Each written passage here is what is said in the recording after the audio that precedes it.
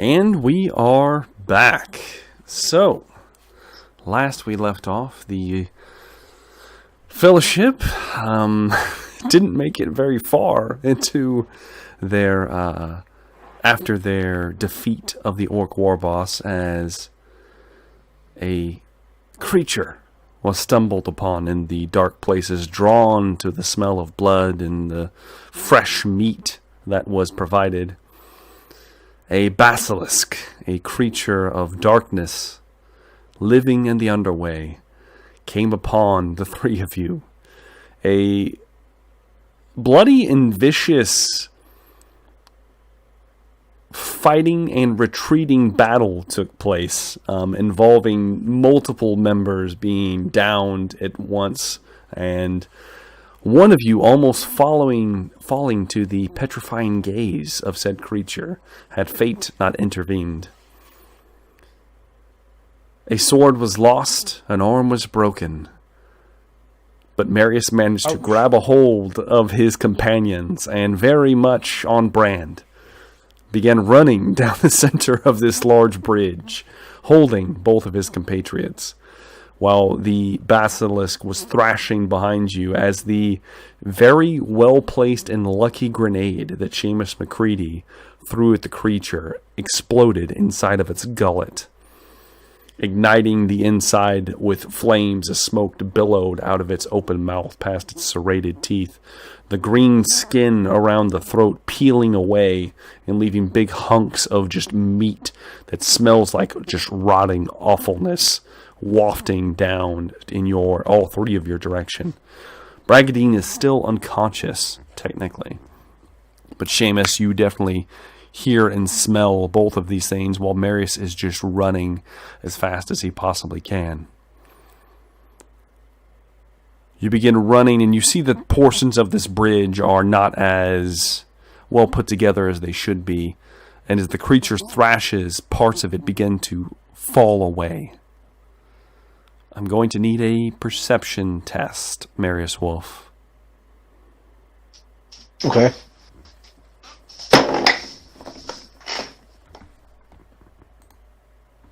That's a 59 out of 57. You got any fortune left? Points, yeah. Yeah, do you want to just make it a success, or you want to re-roll? Yeah, just make it success. Okay, yeah. So you manage to barely not step through a hole and plummet to your soon-to-be death with your compatriots in tow. Luckily, it was a very serious test. I may not have led on to that.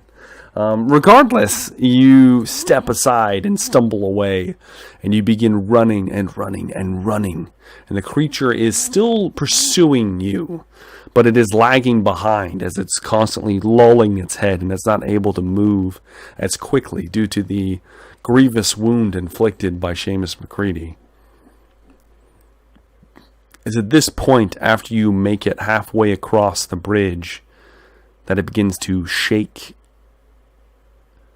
Stones begin to come loose. The bridge is buckling.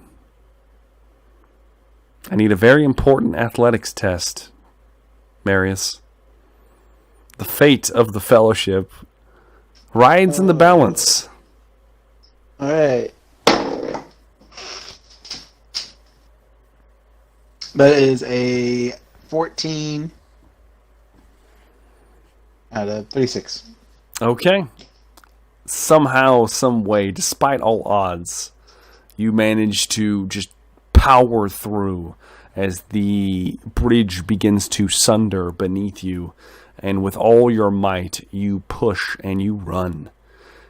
And you make it across the next 50 feet that you need to finally clear the bridge before parts of it begin to fall away. And as you glance back, Marius, you see the parts falling away, and the creature jumps once again as it has shaken off its stun. And as it leaps, the bridge falls out from beneath it, and all 7 of its legs, with one of them hanging uselessly, begin clawing at open air as it falls down deep deep into the chasm. And after a minute, you hear a splash, a large splash, and then nothing but the sound of running water and distant rocks and things moving and falling into the chasm. What would you guys like to do? Oh, can I see like a alcove or a offshoot anywhere close where I can? Oh yeah, you could easily find. I mean, there's plenty of somewhat similar debris that you've crossed at this point. Mostly fallen statues, things of that like. There's been certain structures that have been kind of cobbled together haphazardly, probably by the greenskins, and they smell awful. But there's also little side tunnels, little small ones that look like might have been dwarven made, and then some of them that aren't so much so. But you have a cornucopia of options. Probably towards the more dwarven made ones, if possible. Okay, yeah. There's a smaller one. We'll say it's just off to your left. You glance over there and you start making your way towards it, and it looks well put together. There are no torchlight or anything inside of it, but you, with your special eyes, can see that it doesn't go very far before it looks like it's been caved in. So you have about 20 feet before this small, 20 by 20 tunnel comes to an end. But there is a bit of shelter away from the vast openness. Okay. I'd probably like to head in there and lay down my party and probably try to tend to Ragadine's arm. Yes. He's currently unconscious. Go ahead and make me a heal test. Okay.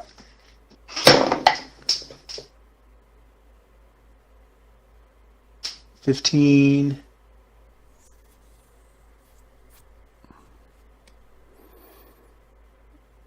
37.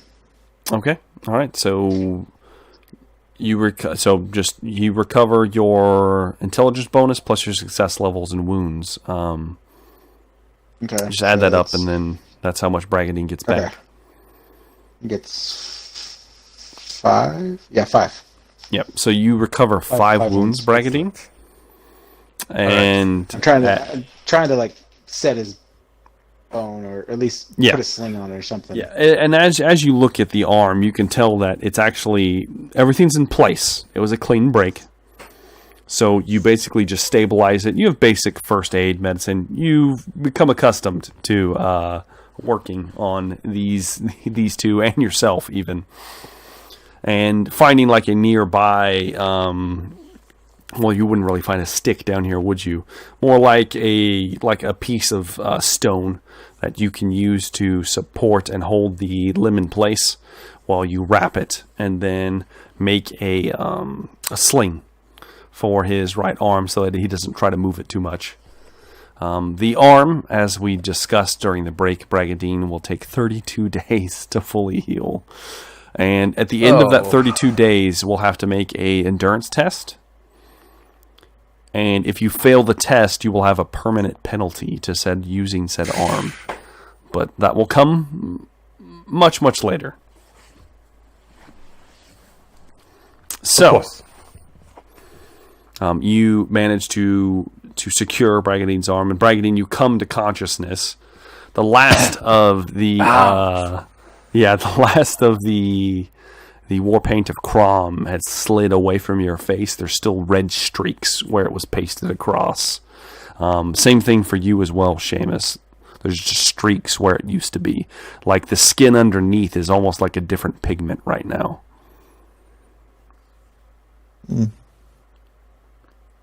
Seamus is still at 0 and about to fall into unconsciousness, just so you know. Can I stabilize him as well? Sure, if you care to. If he'll let you. What do you allow me, Seamus, to stabilize you? Meredith, I need you to check my trousers, make sure I still have my meat and 2 veg. I feel terrible. I feel like you'll be able to do that yourself. I'm not gonna check his meat to veg. Well, go ahead and just give me a heal test and look him over.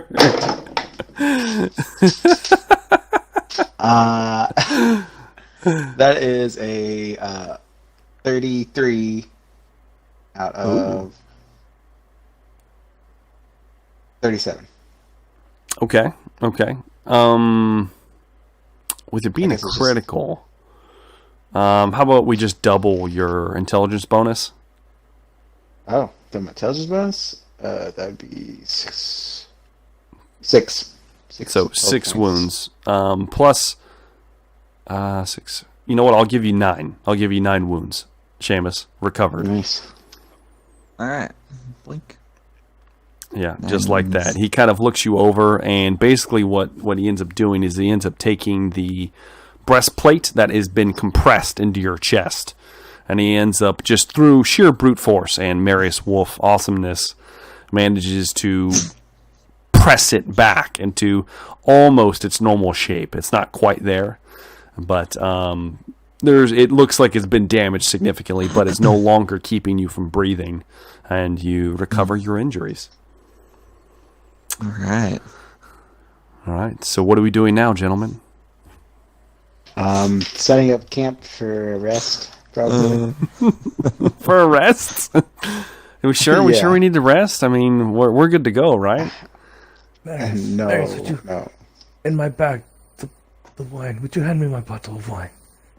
I feel Get it, awful. get it yourself, Mary.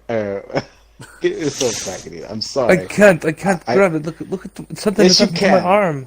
Yes, I broke it because you deserved it, and then will.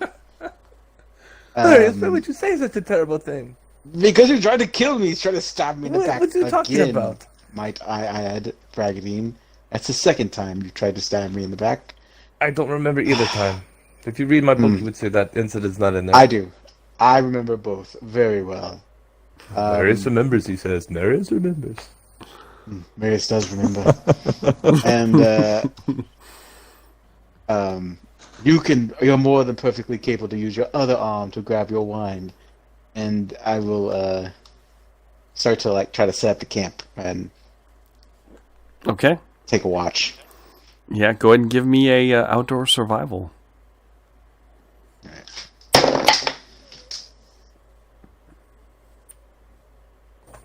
Shit, that's a 44 out of 51. Okay, you managed to cobble together quite the bit of shelter. There's actually it looks like some kind of canvas nearby, remnants of something. It looks like there was actually a previous camp made nearby in this very tunnel that will make an excellent camp for you.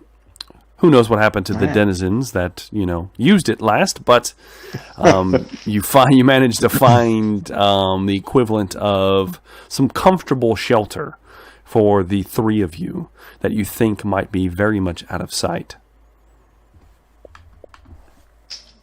All right. As we begin to take a watch or take a rest, we are taking watches. I take it. Yes, yeah. All right. I will need at least 2 first. watches, unless you want to go without. Marius take first, I guess. Okay. Can I take a watch and still recover fatigue, or do I need to sleep straight through? You I don't will. remember. You can. Yeah, you can still do it. If your watch is not. If it is not interrupted, then yes, you can recover your fatigue.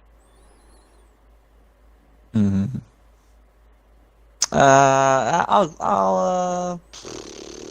I'll sleep this first half. I trust Marius. Okay. All right. So, Marius, go and give me a perception test. Okay.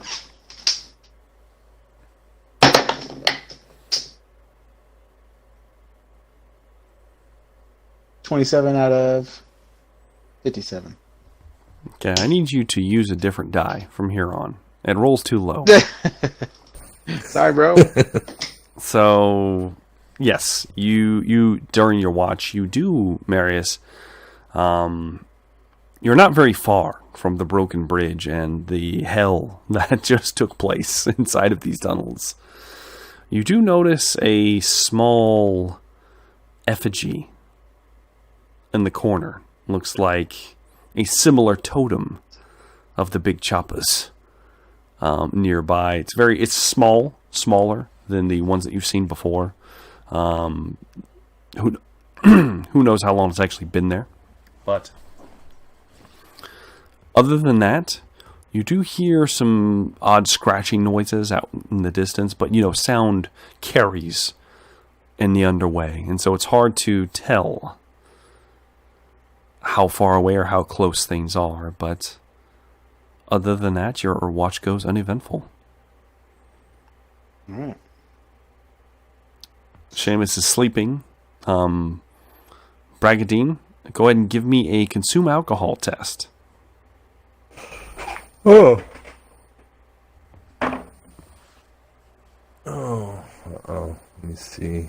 Oh, I got a 41 under 52. Okay, so you... And I'm a carouser. Yes, you are. And so you don't... You resist the urge to down most of this bottle, as you are in severe pain due to your broken arm. But you have just enough, you ration it, that to where you're going to be able to ration it, at least for now, for the day. The pain is dulled, and you are able to drift to sleep as well, Bragadine. Do you want to take a watch, Bragadine? No, I'm so tired. And exactly. my He's so arm hurts. tired. I feel so fuzzy now. Yes. It's at this point that, Marius, you notice that both your companions they're very hurt and they need their rest. The choice is yours, Marius. Do you stay up? Risk the fatigue? Or do you go to sleep? So, I know they do it for me. So I will stay up, I guess. And Of course they would do it for you. Yeah. Go ahead and give me an endurance test. We'll see if you just fall asleep anyway. Okay.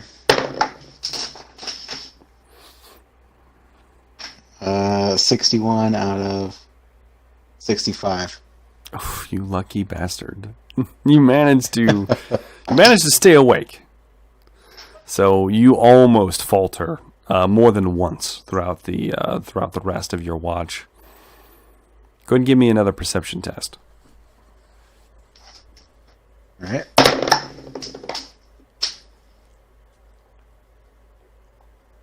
I'm gonna use my last fortune. I rolled a 99. Oh, damn it. Marius, So while you are staying awake, Marius, it's in between like nodding. You're just, of just fading in and out. Just My second roll was a 43. Oh, okay. Damn it. Yeah, I'm sorry. I said I had to use my last fortune because... Yeah. Got it. All right. Well, you do fade in and out. Okay. But you manage to keep your eyes relatively open. And everything goes relatively uneventful. All right. And you take 1 point of exhaustion. Enjoy it. Oh, boy, do I. Yes. As enough time passes that you think that your companions have gotten a good rest. Marius, Do I at you least get a short will... rest? Yeah, you will recover just your toughness bonus and wounds.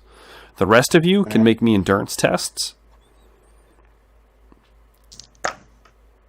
Oh, shit. Seamus rolled a 100. Okay, so you still recover your toughness bonus and wounds. However, you still have your fatigue condition. God damn. It does not go away. So, Bragadine. 42 out of 52. Okay, so you recover your toughness bonus plus 1 in wounds. And did you have any... You would have had a fatigue condition from coming back from unconsciousness, but now you don't. So you're Okay. good. Did you have another fatigue Okay. condition? No. No. Okay. Yes. So you're fine then. You're fine. No. So the real quick DM question or GM Yes. question. What is the is it like, aside from I can't fight with my right arm, is there going to be like a -10 on checks related to that, or There will be 20, if there's We're just anything. going to find out.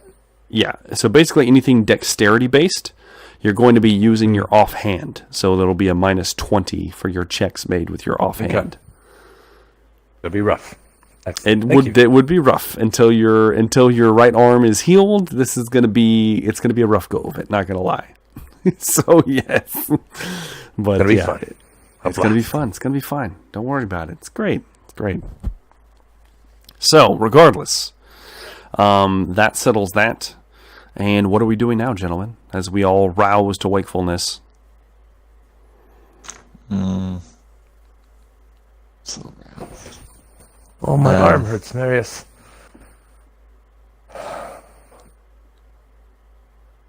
Yes. I'm sure it hurts. What? I'm sure it hurts. Is breakfast ready yet? I'm sure. I think we're just down to our dry foods right now. No more chicken. Oh, it was so good. How much further do we have? I felt like we were so close to home. I do not know. Roy told us that once we hit a T, take a left. So I guess we'll just keep on going down the main tunnel until we hit a T. I'm not sure how long it'll be. I wonder how long indeed. You guys break camp and you make your way out into the main tunnel, and you begin heading in the one direction that you were pointed to. It takes about 5 hours to make it to the T-junction on foot. Bragadine's lagging a little bit behind just because he's really nursing that arm. Throughout this trek, all of you were hearing weird scrapes and noises, and the paranoia is starting to kick in a little bit, but nothing that would need a check as of yet. You make it to the junction. Are we making a left or a right?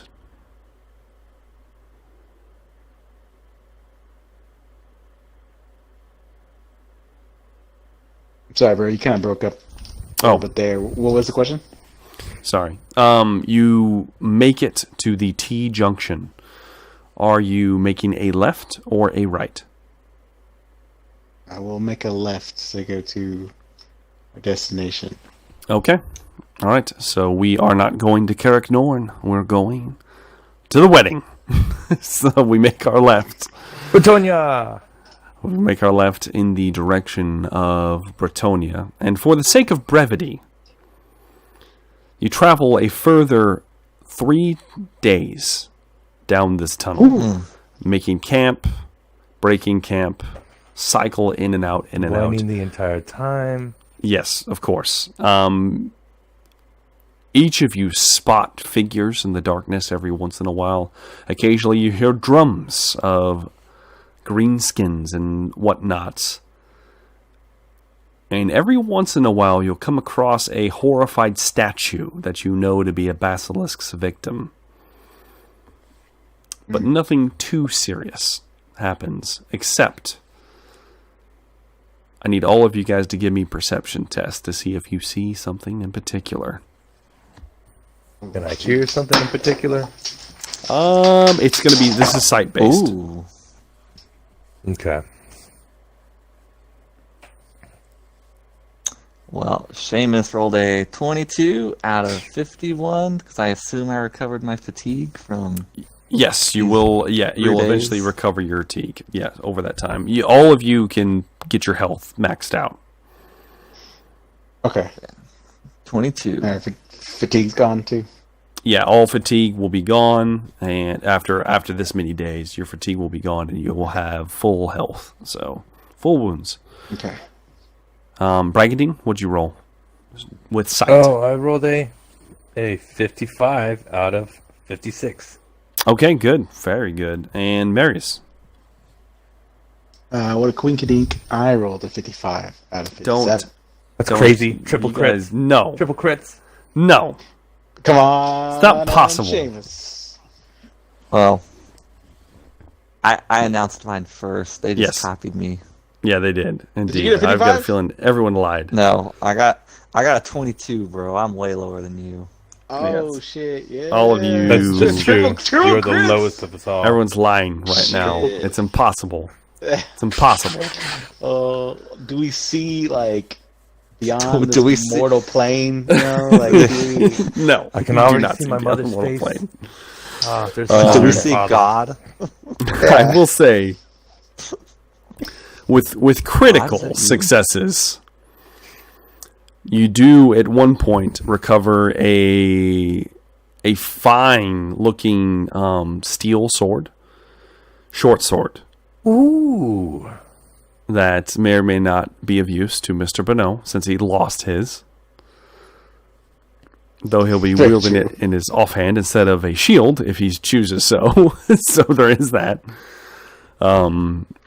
You would also, over the course of your journey, at some point, the remnants of like dead people that were coming through here, some dead dwarves, you will have recovered a total of 5 gold pieces and 12 silver and 7 copper or brass.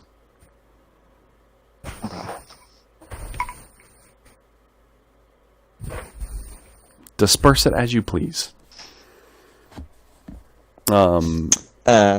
Speaking of bags Yes. of money, when Seamus went on his rampage, he dropped a bag of gold, He did. and DM nor other players had mentioned it, so No, it's gone. alright. Maybe you can find it on your way back. I mean, I'm not worried about it. Yes, of course. It's fine. It's fine. I So, assume, Marius, if we'll be carrying the gold. And Raggedy will just assume that's how it should be. yeah, there's not much. So, yeah, I'm sure Marius has got most of this. In addition, all of you do see towards the end of your journey, you see a hooded figure crouched low on all fours stumble out of place once.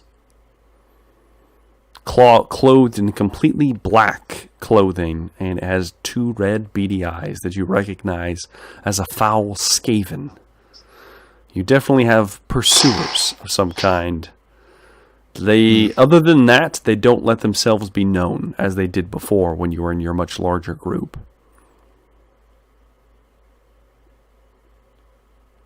But at some point, you reach the end of this tunnel. You've gone as far as you can go. And it doesn't just end. Essentially what it does is it looks like parts of the underway have been caved in at this junction. And Marius, you're trying to follow the signs, the secret mining signs.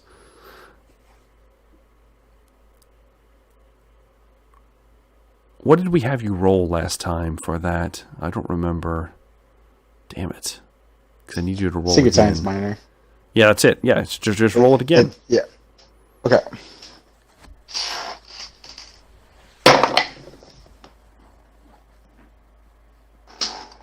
Well, this is going to be a 62 out of 37. All right. So you do. You're kind of you've met an end, and it takes you a couple hours to eventually find the necessary small glyphs that you need to find to discover which direction you need to be moving from here, because obviously you can't move forward. And you're slightly confused because it says up. And then you follow the rubble that is caved in, and sure enough, there's a small bead of light coming from that rubble towards the top. You will have to climb to get to it. I will do so. All right, I need everyone to give me a climb check. Okay. Do I get any bonuses for my Rocky Strider? You know what? I will say that you don't have to make the check. All right. So just Seamus and Bragadine. Seamus failed. How about Bragadine? Bragadine might have done it. I'm doing the math right now. I have a broken a arm? 47 climb skill Mm-hmm. with a negative 20. So it would be 27, and I rolled a 26. Okay. All right. Good. Very Succeeded, good. yeah. Yeah. You barely succeed. Even with the one arm, you managed to not as Marius is like a damn mountain goat. He's just rolling up this cliff. This not really a cliff face, but this tract of loose. So close to home. Loose dirt and rocks and masonry, just all kinds of things. He's just flying up it. But you, slowly but surely, are climbing up. Seamus, however, is not doing so hot. He's stumbling and fumbling. And it takes him considerable more time to make it to the top than the rest of you. Marius, you're up there first. You immediately you see that small bead of light, and as you get closer and closer, you notice it's actually a pretty decent-sized hole. But all of you are climbing for at least an hour up. It is a long way up.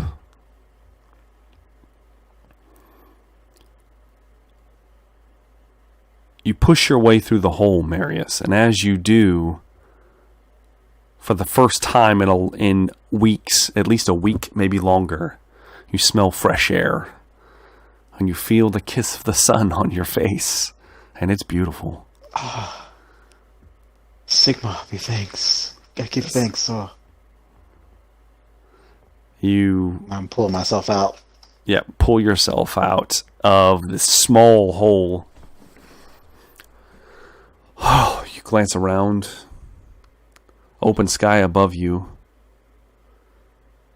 But there is just a vast forest ahead of you. Thick trees, thicker than any you've ever seen. The trees are at least, the ones closest to you are at least 50 to 60 feet tall. Wow. There's tons of brush and just overgrown woods nearby. And it's very strange because there's a clearing where you're at, kind of towards the base of what appears to be a mountain. And there are large stones. They're each 15 foot tall and about 5 to 6 feet wide, and they have strange markings on them. And they are in a half circle from the mountain into the tree line and then back towards the mountain again, perfectly around the hole that you just came out of. Oh dear. All right. Eventually, Bragadine makes his way up, pops his way there, and then after considerably more time, I'm assuming you wait for Seamus and you don't try to press forward? Yeah. Praise the lady. Yes. Yeah, I'll wait for him. Help him if I can. Yes. Reach down, and finally, at some point, Seamus, you reach up and grasp Marius' hand. He pulls you out of the godforsaken underway. Ugh. And you look around, and I will say this, Bragadine, Yes. you're not sure where you're at, but you've heard stories.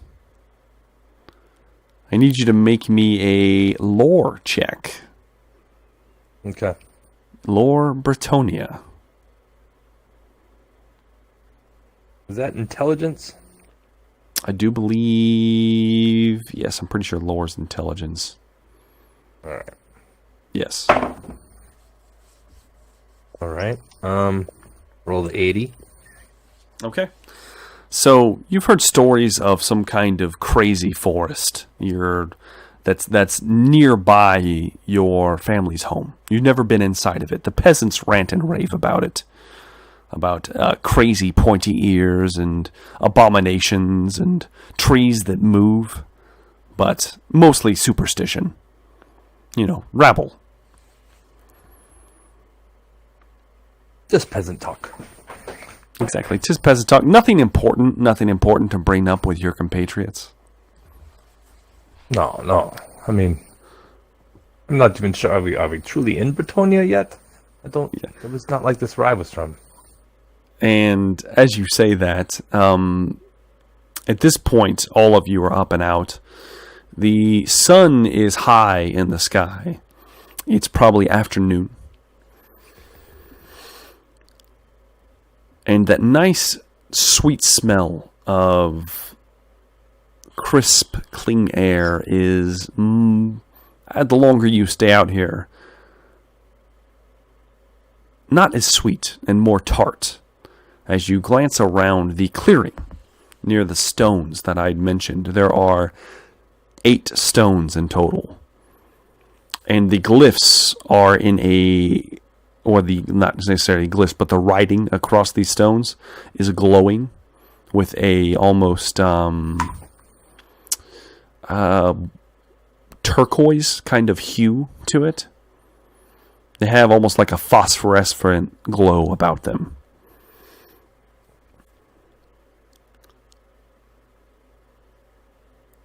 At the base... Gentlemen, yeah, go ahead. Where are we? This is not the place of men. It's not the place of Bretonian men, at least. Marius, I'm worried. Brigandine, this is your land. I don't believe Seamus has been this here. is not my land. I have There's some kind of demon forest, but just that smell. It was good to be out in the fresh air. It was so good and sweet, but now do you smell that? It's like overripe or something. I don't know. And at the mention of that, all of you would be able to see that there are several skeletons nearby that have like pieces of remnants of clothing and armor about them. They look to be mostly orcs that have been long dead for some time. There's a couple fresh bodies even near this hole. None of them go past the stone circles, the stone half circle, as it was, into the actual woods. There are a collection of, it looks like 3 or 4 long dead dwarven corpses braced against one of these stones with multiple arrows sticking out of them, out of their dwarven plate mail, the skeletons underneath showing.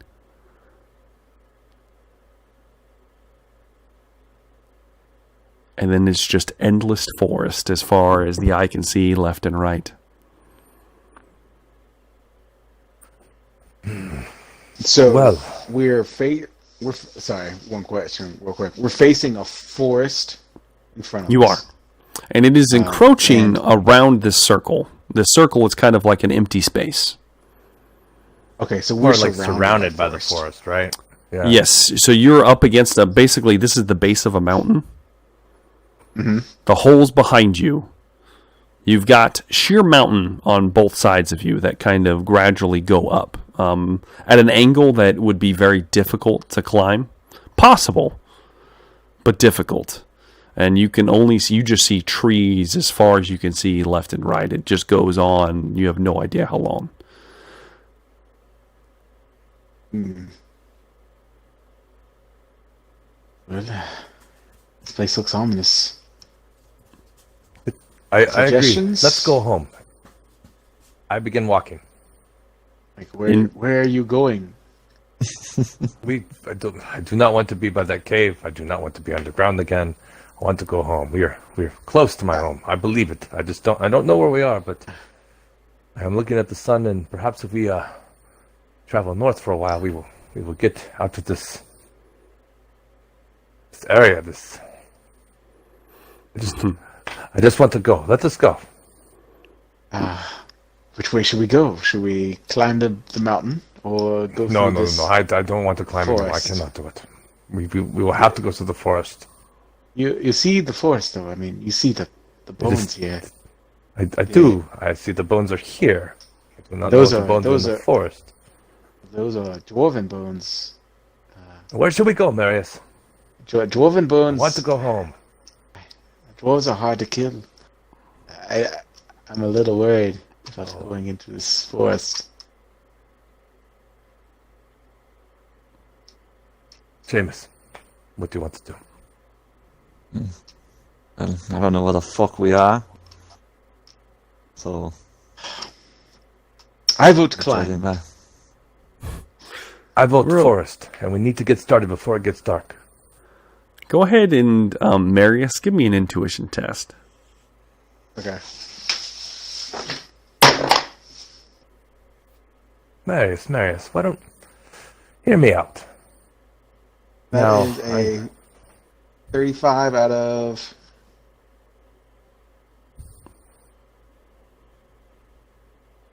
$40. Okay. Marius, you move to begin climbing. And as you do, you hear a howl in the direction of the forest, directly from the hole. You turn around and you see a large wolf, about 60, 70 feet into the woods, through the thick trees. All you see is the head, the ears, and the snout. You don't see the rest of the body, but it is massive. And it is pure white with blue eyes. It looks at you, Marius. Yeah. And then begins trotting deeper into the woods. Seamus and Bragadine, you do not hear anything or see anything. What's the weather like? It is okay. So you're actually a little bit cool right now. It's a nice temperature. It's not winter. It's not summer. It's kind of interesting. None of you know much about the current place you're in, but yeah, that's about all I can reveal to you as far as that is concerned. All right.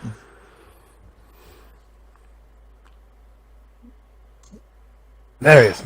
Now I know you like to rocks and underground and climb and stuff like that, but hear me out today. We have finally lifted ourselves out of this terrible underway. We are. I promise you, we are in my home. I just do not know where exactly, but we still have light. I cannot climb. Please, let us just try these woods here. Let's get away from the hole. We will get away from the bodies and everything. I know there are always foul creatures in the woods, but why do we try it and just see what happens instead of us trying to climb and being around the rocks? Please. Can I make a charm roll? Does he need to make a charm roll, Marius? Marius, very well, I guess. Oh, yeah. We will head into the forest, but I think we are not meant to be in here. What's the worst that can happen? We've already lost everybody else on this party. What's the worst that can happen to us? There are no tentacle monsters here. I do not see any tentacle monsters. That's already something that cannot happen to us here. I don't see any demons. This place vexes me. We'll just follow the nobleman through the woods because the nobleman knows what to do in the woods, apparently. Seamus, I don't. I like you, Seamus. I thought you might be funny in the head for a long time, but it seems you were coming around. I like you. Very nice, very nice. Well, as long as you go in the front. Well, of course. But thank you, Seamus. I really like this new attitude of yours. And let us go. All right, Bragadine's leading the way. I love it. Marius is going to be right behind Bragadine, and he's going to kind of be doing his own checks over his head, if possible. Okay, that's fair. Marius partied with Bragadine a long time. Knows he's not known for his outdoor. It's true. He's not. Acumen. His outdoor acumen is lacking, but He that's does not know what okay. you're talking about. Go ahead, and we'll have the two of you make me a perception test. You can use your hearing. Okay.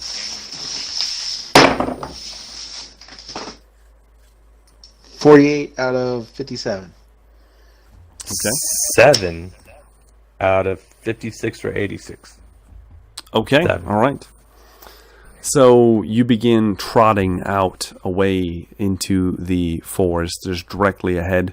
There's not really a formal path, but there is almost like a game trail that you can follow deeper into these woods. And after about 20-30 minutes, you start to notice that it's just getting thicker and thicker, and the light is starting to get dim and dim, unnaturally dim, as if the very woods themselves are beginning to enclose around you. Bragadine, with that roll, you were hearing all kinds of strange and normal forest noises. Strange in that you keep hearing the creaking and groaning of trees, almost as if a strong wind was shifting them, but there doesn't appear to be any breeze. Several times you guys hear rocks clanging in the distance, small trees and bushes moving as if something that was running by at high speed. Maybe some small creatures even have scurried past you.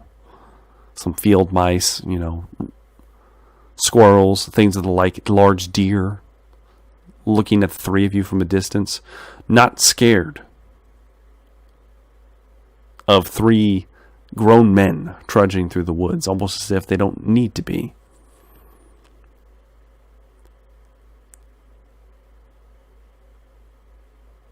And after 30 minutes time... Gentlemen, how? Yeah, go ahead. You see, it is almost as if Bretonia welcomes me home. Look, even the wildlife itself is calm and peaceful. It is very noisy. There's a lot of wildlife around. I don't know if you guys hear it, but this is a very noisy woods. Meredith, I think any of those deer have teeth. It's possible. I'll never forget that. Horrifying. And as you say that, one of the nearby deer ears perk up, and then it darts away. And in that moment, thunk, thunk, thunk, in front of Bragadine's feet, as he's technically in the lead, 3 arrows in a perfect line sprout from the ground. Well, Bragadine, I hope this is your family shooting those arrows at you. No, it would not. My family would not resort to such. You flinch away, Torrents, Bragadine, at this, and you begin, especially you, Mary, you begin scanning, trying to figure out where they came from, and you don't see anyone. None of you see anybody. But you all do hear a voice.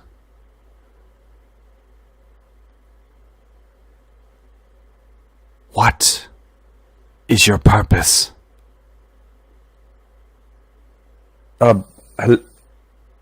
Hello? Is it Reichspiel? It's in a broken Bretonian. Hello? Yeah, then I would know. Yeah. And I assume I'm probably answering back in Bretonian too. Yes. Hello, we are just travelers. I have been away from dearest Bretonia for such a long, long time. We have just returned, and I'm just trying to make my way home.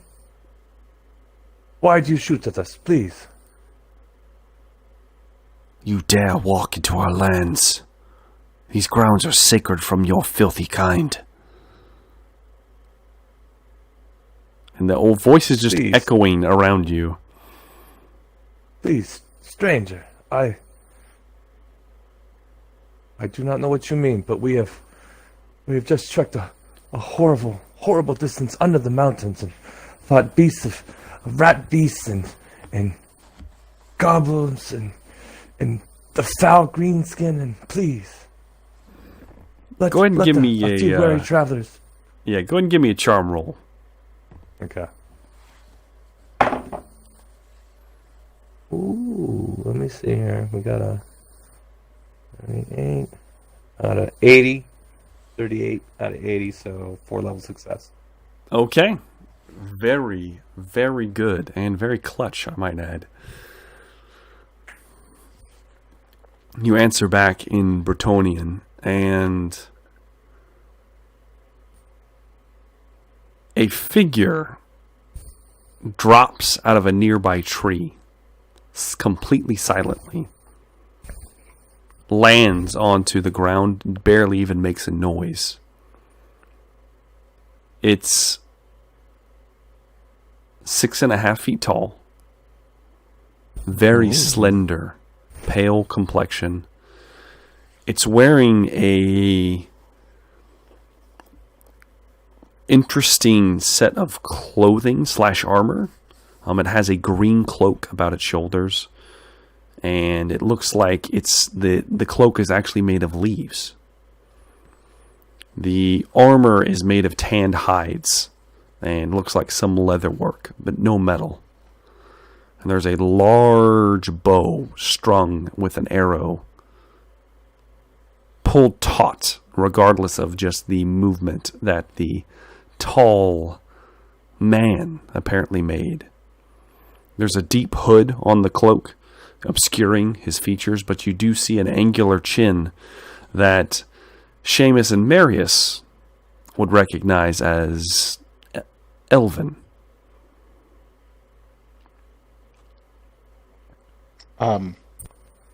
Team question real quick. Yes. Do we see its ears?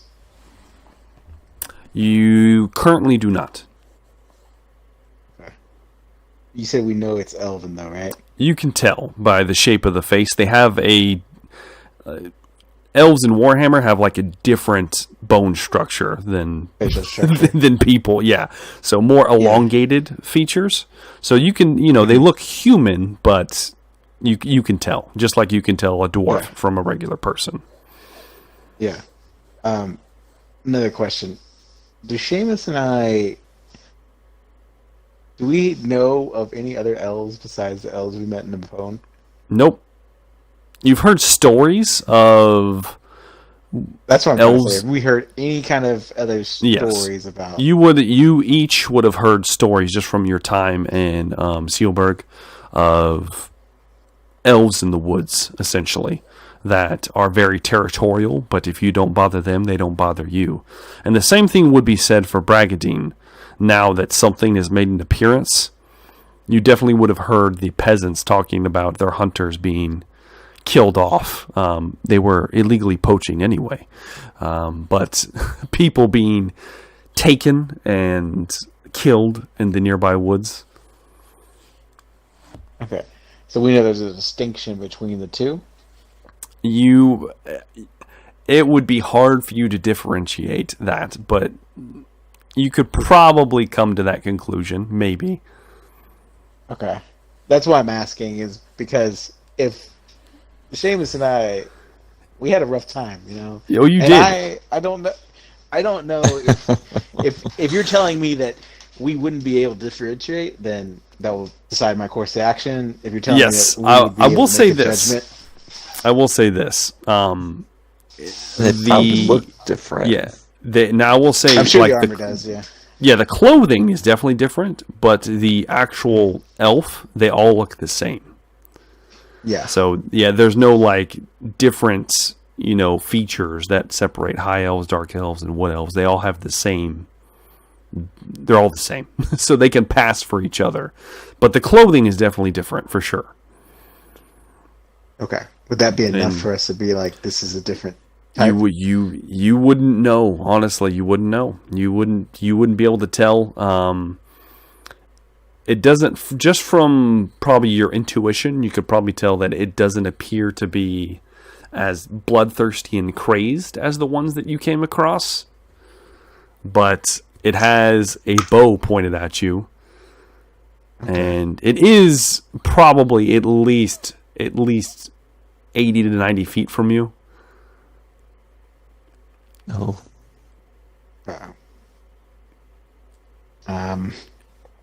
I wave my That's hand up speaking and say, in- "Oh, It's speaking in Thank you, broken stranger. Bretonian.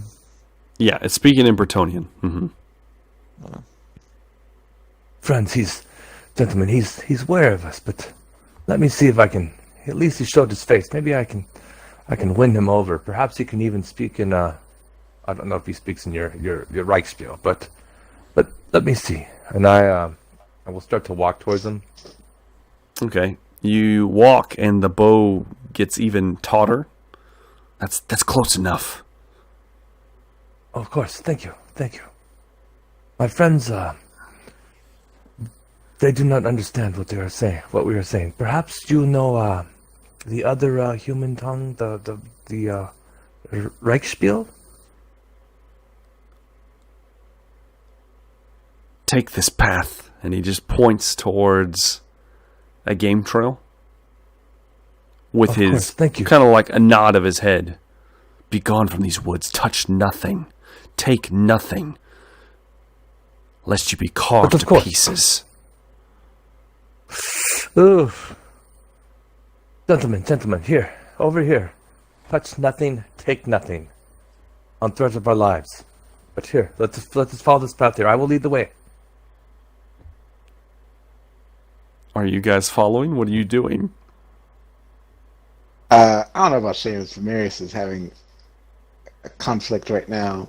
Mm-hmm. Marius, what you doing? Come on. Marius is probably walking, but he's like giving this elf a death stare on his way out.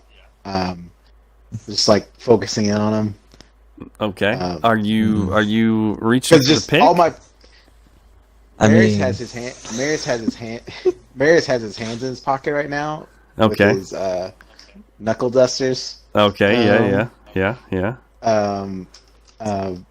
But yeah, he's cautious, but he is tense. Visually, Okay. probably tense.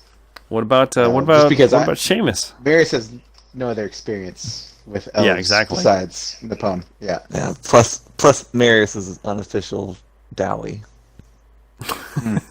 Of course. He's got him. That's true. He's That's short. true. He's short, strong. He's got a pick. He's a poser. It's true. How dare you, bro? How dare you? If I can sense, Marius is flexing up. I'm sure is a little looser. Of course. A little intimidated though, because someone's taller than him. But I'm not reaching for any weapons.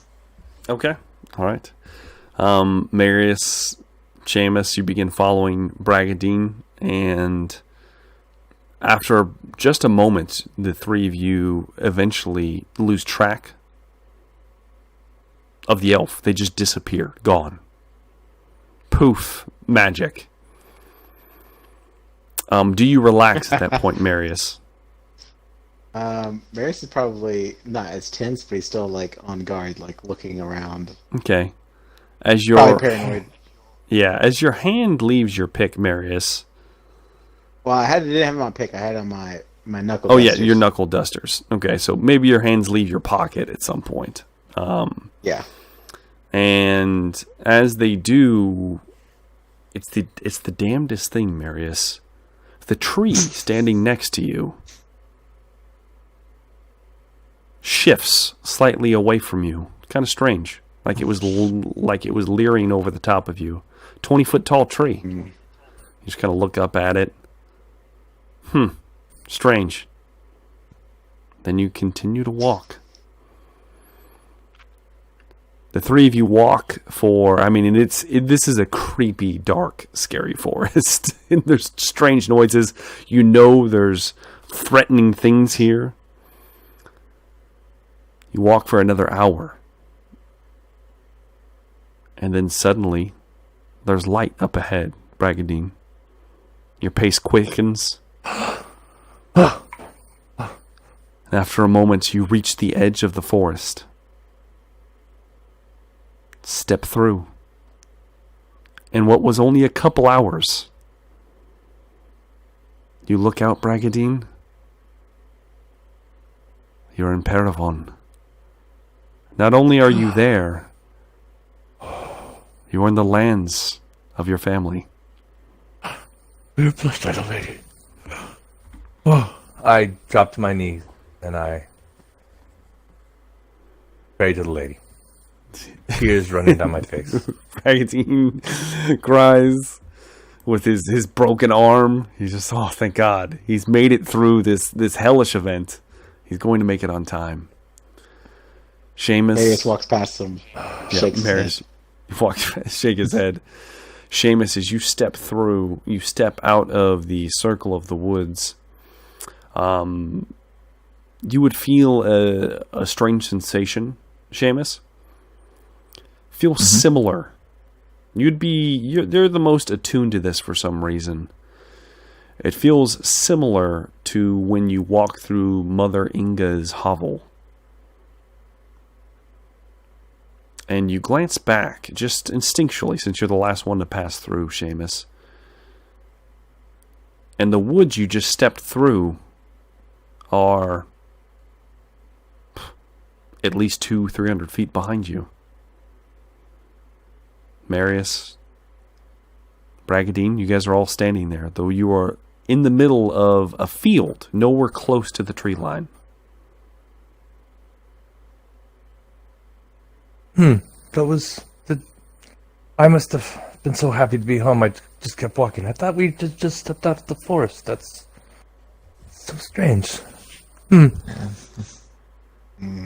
is a strange place indeed. Very strange. And so at this point, Bragadine, you glance around and you notice that you can see familiar topography.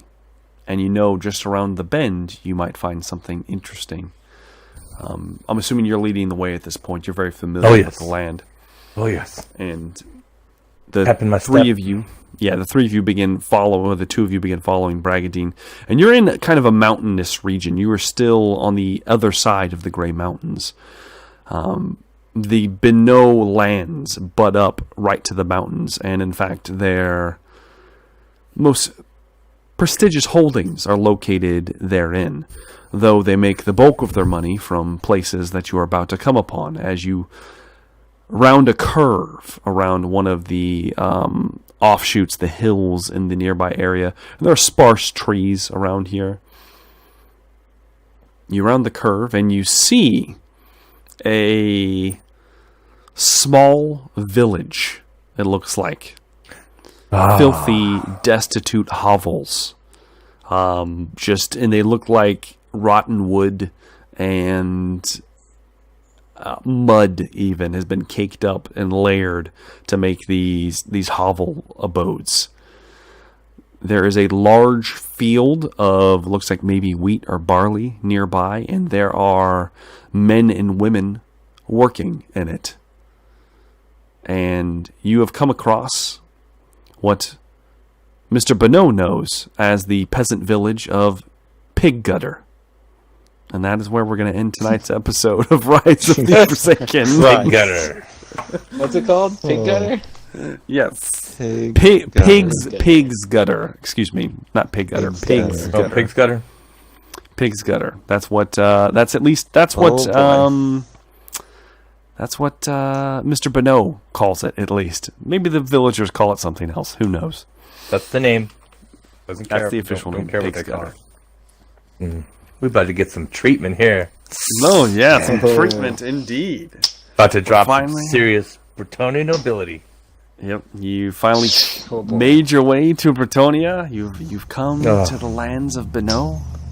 So, oof, man, that was a hell of an episode, guys. There was death ensued. Death almost took one of your party. So Yep, sure did. It was close. Almost took all of us.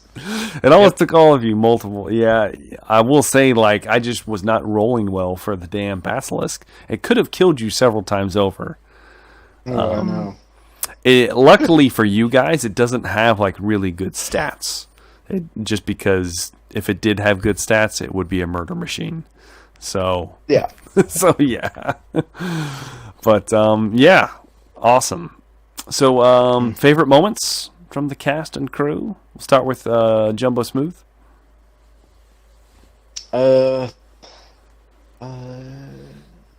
Either probably going through the forest. Athalorn, I assume. You assume you don't know. You don't know what it is. bro. God. Either No, that no or- metagaming, bro.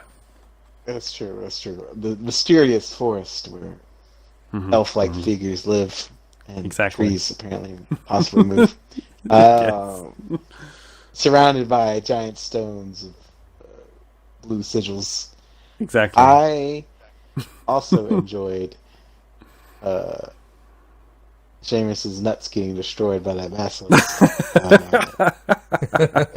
I know. Getting I know it. devastated Devastating and then move. lifting off the ground and then flying back. Sounds, It's true. They're intact. They're intact. He's fine. well, that's good. That's good. Yeah, probably would have died from that. Yeah. Would have bled Well, out.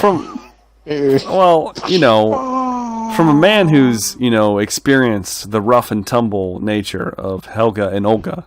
I mean, those nuts can take a beating. That's true. Let's be honest. Wait, who's Oh, Jesus Christ. who's Olga? Her sister. Olga's Oh, a you don't sister. know who Olga is? Oh, yes. You did. You did finished both. I did. Olga's bigger than. Yeah. Olga's bigger. than Helga. Oh, yeah, you've done them both. Possibly more experienced, but What's less the- desired apparently. Oh, you were. You were. You asked to sleep with me next. You said, "I want to sleep in your room," and I said, "No." Oh, I remember Yeah. that. Good episode. Good episode. He remembers now. Awesome. How about old Doobie here? Favorite moments? Nuts getting destroyed? Well, since it wasn't Athalorn traveling through the kingdom of, I'll call it Mirkwood. That was cool. Oh, that's original. It's That's Alphalorn, original. damn it. Fine.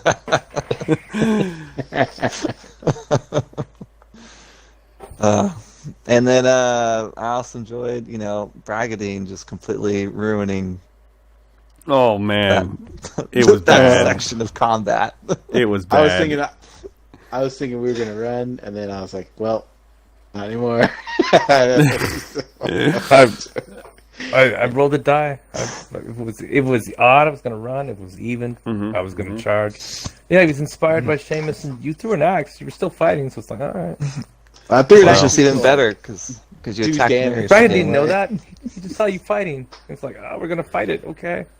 Man, I will say, you guys did by the end, you did considerable damage to the basilisk. If you would have stand and fought, you might have had a chance. It's possible with some good rolls. I didn't like my Yeah. chances after I had to face a Bragadine too. I was It's like true. Bragadine and I know, Basilisk. Bragadine's brutal, man. I was like, I don't know. You know how dangerous he Blood is. Stab you in the back. I do know. He stabbed me in the Exactly. back. Counted me Attack from the last rear, the time. most deadly. He's always trying to stab me in the damn back. It's true. I don't know what it is. I don't know. It's strange. How about just got Monsieur flipped. Benoit? Favorite moments? So many great moments, but to stay in character, it's got to be when he walked out of the forest and saw that he was home. I can get with that. But going crazy on Marius was pretty awesome too. Yeah, that was That's a close second. probably one of my favorite moments was that first hit when I pounded Marius into the wall. And he was like, "Oh my god, I just got hit for an insane amount of damage." I had 1 point of health left. You had one? Oh, that's fantastic. I had one. That's so good. I was like, wow. I was like, I know. I thought I might drop you in one hit. I was like, damn, this thing. Yeah. Oof. Ooh. It was close. It's an enormous creature. I don't know what to tell you. Yeah. But yeah, that was probably my favorite moment because I could feel it. I was like, oh shit, this is pretty serious. Sailing into the wall. Yeah, indeed. Indeed. See, at least I was kind. I didn't make you take bludgeoning damage when you hit the wall. I mean, come on. I was worried you were going to take bludgeoning damage. I was like, if he makes you take bludgeoning damage, I'm out. I'm looking like, No, I didn't do that. But I definitely enjoyed the Basilisk fight. You know, I enjoyed it so much. Maybe we'll have 5 more. Who knows? Yes, let's do it. All at once. Well, now that we know we can take it. Yeah. Yeah, exactly. There we go. So, yeah. Oh, man. Awesome episode, guys. As far as viewer decisions, you know, I got to have one. We got to have one each week. This week, I would like the fans out there to vote on. I would like to know if Monsieur Bonneau has left any broken hearts in the village of Pig's Gutter. Yes, we'll just leave it at that. We'll just leave it at that. I can't wait. Fragadine is he's an interesting man. Maybe he would stoop low enough to... He's the man of many passions. Exactly, to scoop up a few peasants. Maybe the good-looking ones. Maybe not. Who knows? Perhaps I guess the fans will decide. So, yes. I would be interested to know and see if they make an appearance. So, yeah. Regardless, though, that was an awesome episode, guys. I know I had fun. It sounded like you guys had fun, too.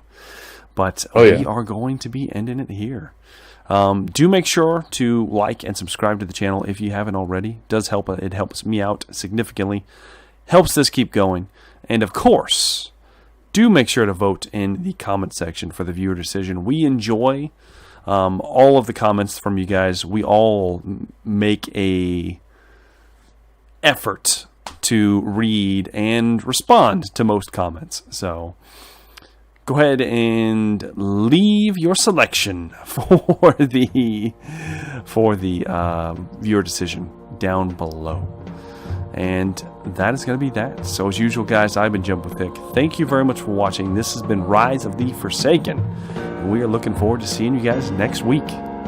Have a good day.